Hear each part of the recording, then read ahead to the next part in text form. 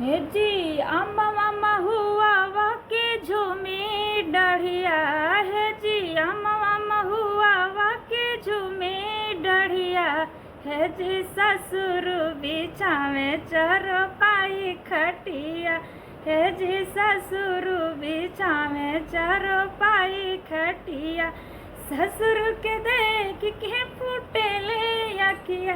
हे जी ससुर के देख के फूटेले अखिया।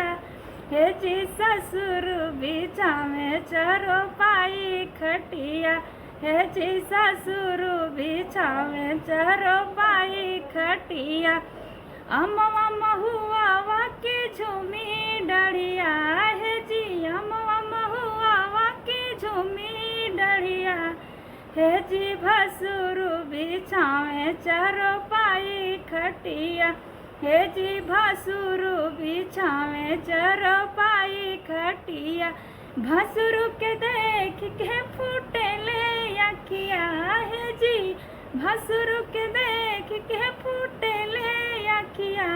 हे जी भसुर बिछावे चरपाई खटिया। हे जी भसुर बिछावे चरपाई खटिया। अम्मा हुआ वाके झूमी डढ़िया। हे जी अम्मा हुआ वाके झूमी डढ़िया। हे जी देवारू बिछावे चरपाई खटिया।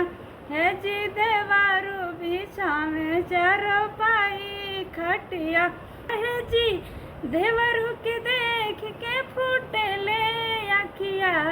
हे जी देवरू बिछावे चरपाई खटिया। हे जी देवरू बिछावे चरपाई खटिया।